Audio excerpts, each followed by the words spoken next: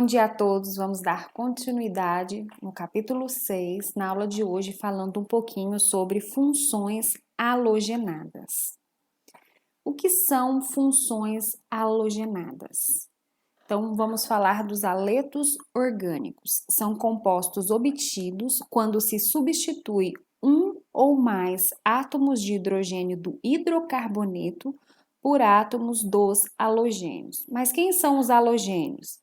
São os elementos localizados na tabela periódica, na 7A. Então, é o flúor, cloro, bromo, iodo, astato. Então, vai sair um hidrogênio desse hidrocarboneto e vai entrar um desses halogênios, chamados então de haletos orgânicos.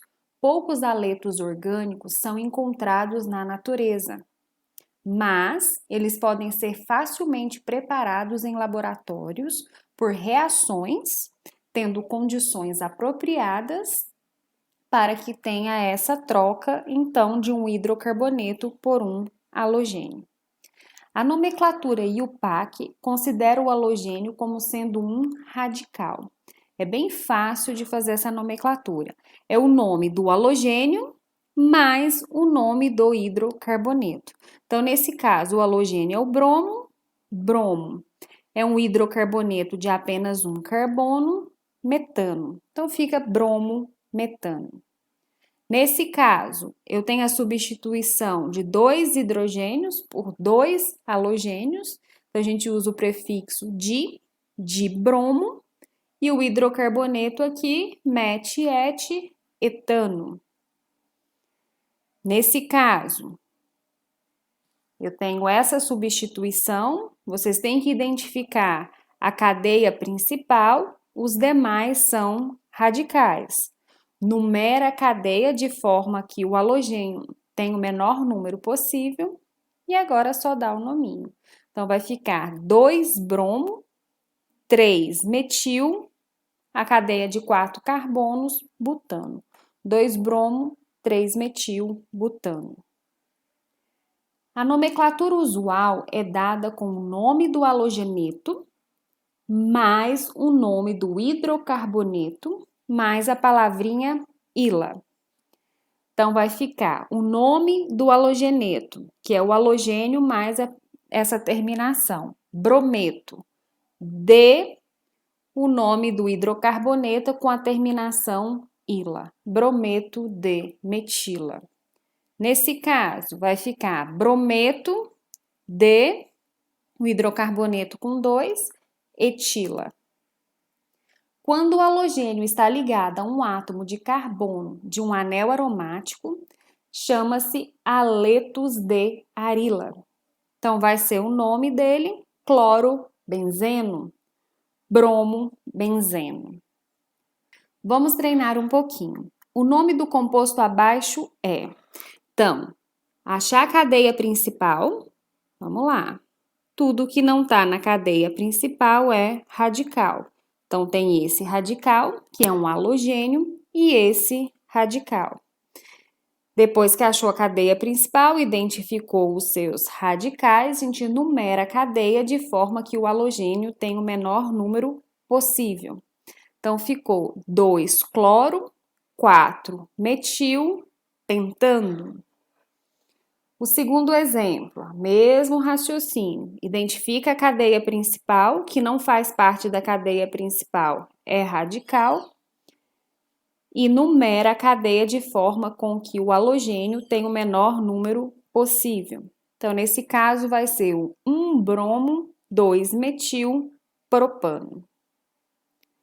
Haletos de acila, ou também chamados de haletos ácidos, são derivados dos ácidos carboxílicos. Então, aqui vocês lembram, COOH, um ácido carboxílico, pela substituição dessa hidroxila por um haleto.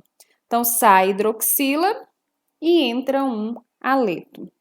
Então, é chamado de brometo de etanoíla.